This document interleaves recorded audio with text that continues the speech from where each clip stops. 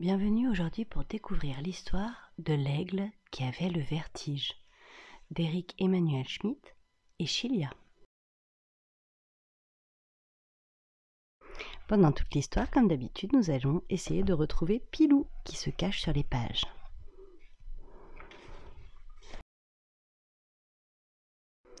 Alors, Icario, tu m'accompagnes ? Non merci, maman, je n'ai pas fini de ranger le nid. Maman Aigle contempla son aiglon. Quelle chance d'avoir un fils comme toi, Icario, si ordonné et si serviable. Rien ne traîne. Ah, Pilou est juste ici en train d'examiner une carte.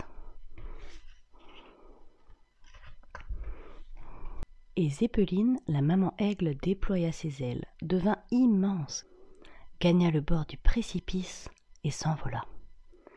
Malgré lui, Icario ferma les yeux quand Zéppeline s'élança dans le vide. Pour l'aiglon, s'approcher de la falaise était impossible. Rien que l'imaginer le rendait malade. « Youhou, Pilou est en train de faire du ballon !»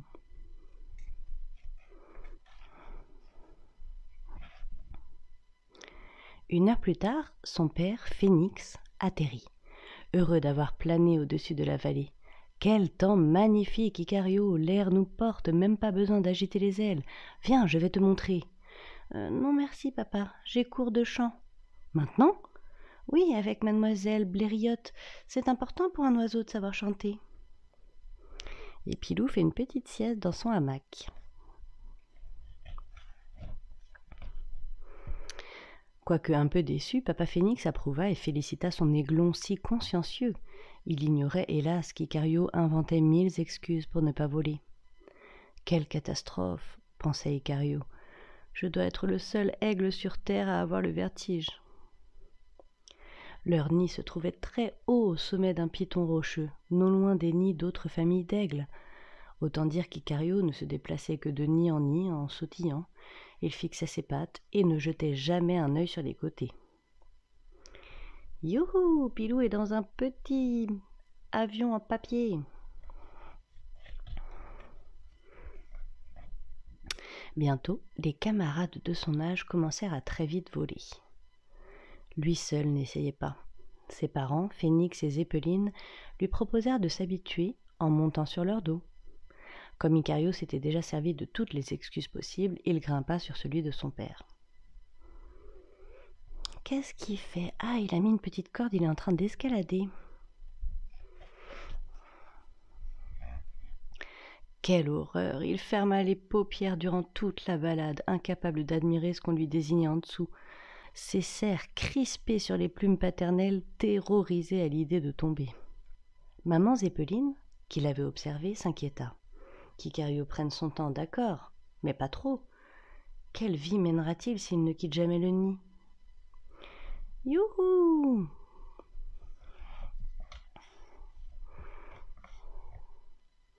Ce matin-là, alors qu'il nettoyait le nid avec une branche séchée, Icario se trouva soudain face à un petit escargot.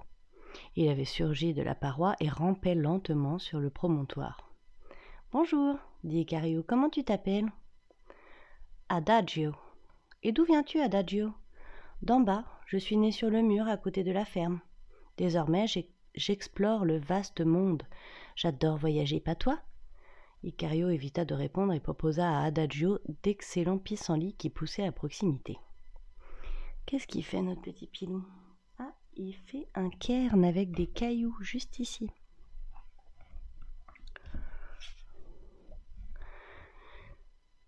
Le petit escargot et le petit aigle devinrent amis. Adagio, un vrai baroudeur, parcourait les sentiers, les rochers, les parois. Quelle chance tu as d'être un aigle, Icario. Bientôt, tu iras beaucoup plus loin que moi en peu de temps. Comme je t'envie. Les premières fois, Icario changea de sujet, mais comme il devenait vraiment proche, il lui avoua un jour son problème. « J'ai le vertige, Adagio. »« Tu as peur du vide ? » ?»« J'ai peur de moi dans le vide, j'ai peur de ne pas arriver à utiliser mes ailes. » Oh, petit Pilou, il est en train d'écouter l'histoire. Adagio comprit que son ami l'aiglon manquait d'assurance et décida de l'aider. « Icario, je voudrais explorer ta montagne, tu m'accompagnes ? Enfin, tu sais que J'ai parfaitement confiance en toi. Tu es un aigle, tu n'as pas besoin d'apprendre à voler. Est-ce que moi j'ai appris à glisser ?» Ils s'approchèrent ensemble de la falaise. « Je pars en premier, » dit Adagio. Icario vit son ami disparaître doucement et tenta de se convaincre de sauter pour le rejoindre. Pilou est sur une petite feuille, il est prêt à partir.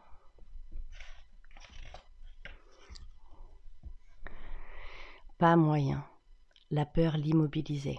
« Alors, » s'exclama Adagio, qui avait déjà parcouru au moins 10 centimètres.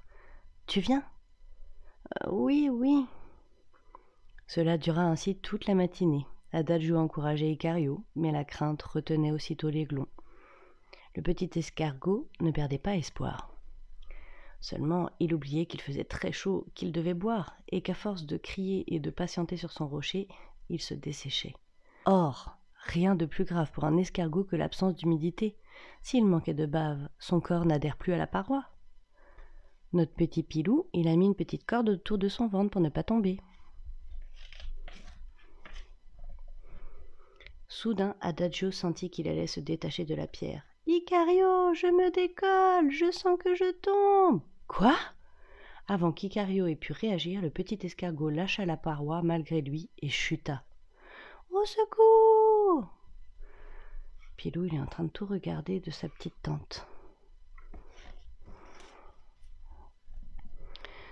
En entendant le cri de détresse, l'aiglon bondit au bord de la falaise et aperçut son ami qui dégringolait dans le précipice. Sans réfléchir, il s'élança, ses ailes se déployèrent et il les agita pour apprivoiser l'air. Il volait. Adagio criait toujours.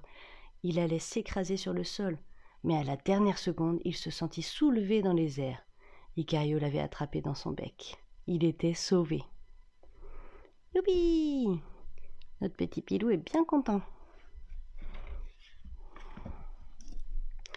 Depuis ce jour, non seulement Icario et Adagio ne se quittèrent plus, mais ils voyagèrent beaucoup.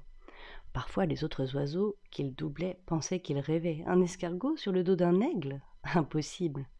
Pourtant, c'était bien ce qui se passait. Un escargot qui ne volait pas avait appris à un aigle comment voler. L'amitié fait de belles choses. Et notre petit Pilou est juste ici. Le savais-tu ? L'aigle voit 8 fois mieux que l'homme. Les ailes dépliées, l'aigle peut mesurer jusqu'à 2,50 m. Et l'aigle construit son nid en haut des montagnes et sur les falaises. Icario vit tout en haut de la montagne, comme tous les aigles. Mais il a si peur du vide qu'il invente 1000 excuses pour ne pas voler. Courage, Icario, tu peux y arriver. Merci pour cette jolie histoire de l'aigle qui avait le vertige.